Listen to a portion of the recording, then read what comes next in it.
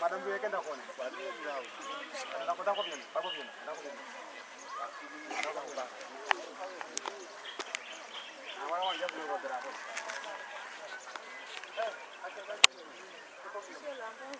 Bonjour.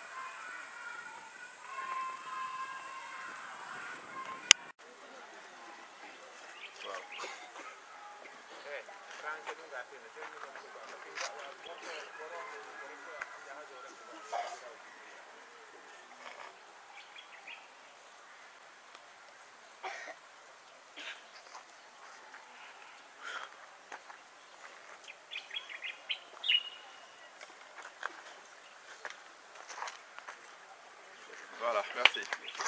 C'est ça. Voilà, donc tout de suite rek. Voilà, attends, Diawara. Faut qu'on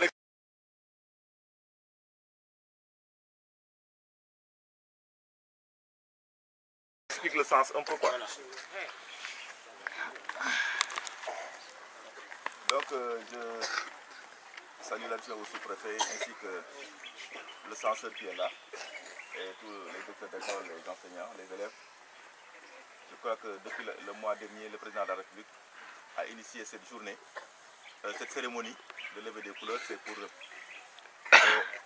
rendre hommage à la nation, au Sénégal, mais aussi pour insérer toujours dans le cœur des Sénégalais l'esprit de patriotisme. Expliquer aux Sénégalais l'importance des institutions de la République. Je crois que c'est important. Pour les enfants aussi, je crois que c'est important qu'on leur explique un peu quelles sont les institutions de la République, le rôle de chaque institution ce que chaque institution représente, je crois que c'est important qu'ils le connaissent. Aussi pour la population, ça leur permet aussi, parce que parmi les populations aussi, il y a beaucoup qui ne connaissent pas tellement l'importance des institutions de la République.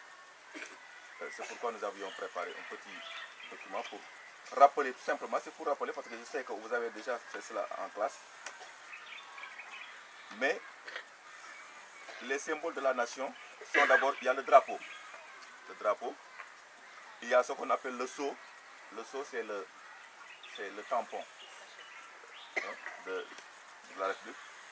Il y a aussi la devise, qui est un peuple, un but, une foi, et l'hymne national. Donc les institutions de la nation sont 4.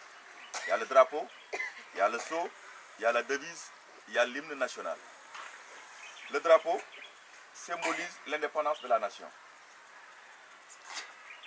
Et notre drapeau est constitué de 3 couleurs. Il y a le vert qui symbolise la nature et la fécondité. Donc c'est la prospérité, en un mot. Il y a le jaune qui signifie le bonheur et l'abondance. Le rouge, c'est la couleur du sang, du sacrifice des ancêtres. Parce que pour avoir l'indépendance, nos ancêtres avaient dépensé beaucoup de sang et beaucoup de sacrifices pour qu'on puisse avoir l'indépendance. Il y a aussi une étoile verte à 5 branches sur le jaune et qui signifie la lumière qui éclaire le pays, en s'ouvrant bien sûr sur les 5 continents.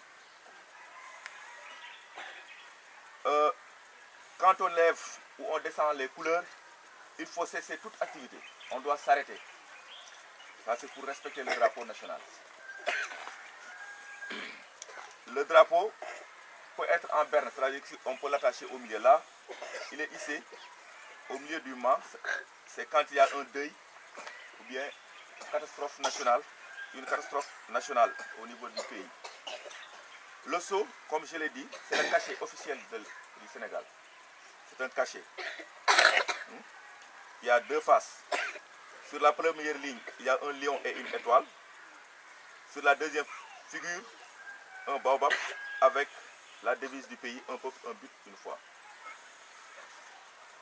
La devise maintenant, c'est, comme je l'ai dit, un peuple, un but, une foi. Un peuple, c'est un peuple malgré les diversités ethniques et linguistiques. Donc, on doit constituer un seul peuple, une seule entité forte.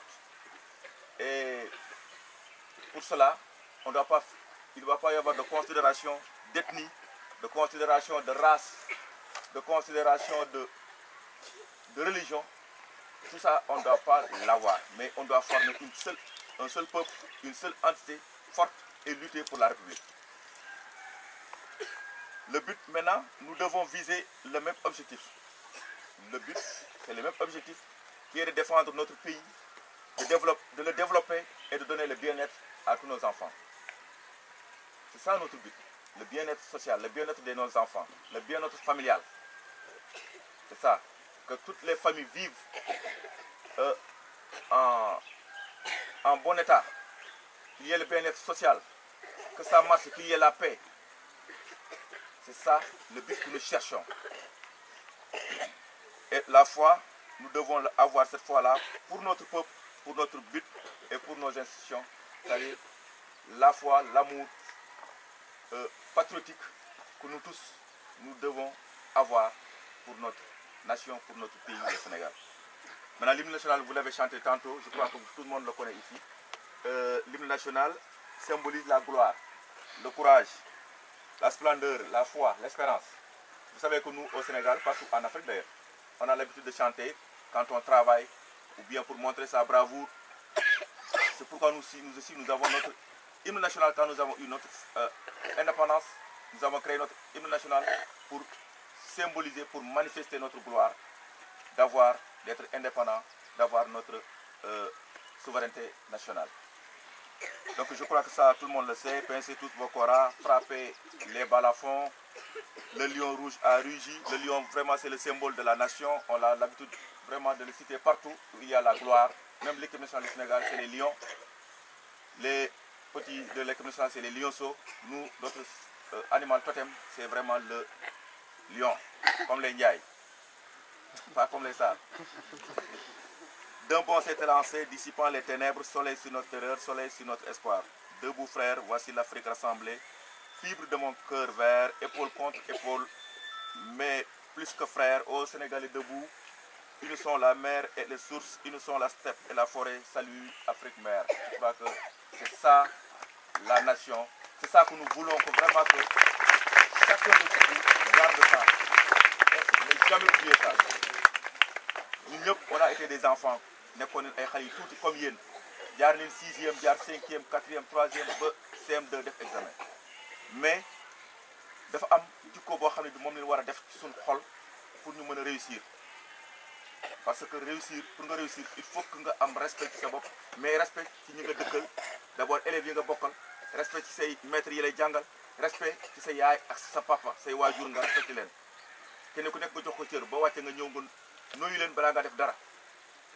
Nga jox la ñoom tamit seen gëdd parce que réew mi du réew mi rek mais d'abord mu ngi commencé ci kër gi seen papa seen yaay d'abord ngeen jox ko cër jox ko respect seeni waajur képp ku leen mag ngeen jox ko respect mais aussi respecté seen biir kenn ku nekk bu gisee sa morom mu respecté ko. Je crois que loolu mooy la nation mi ngi commencé ci kër gi école bi foo dem war faa wane yar ba ne doomu diw ji vraiment ku am yar la ku am teggin la loolu moom ñu bëgg vraiment pour que ngeen denc ko ci seen xol di ko doxalee guddi ak bëccëg.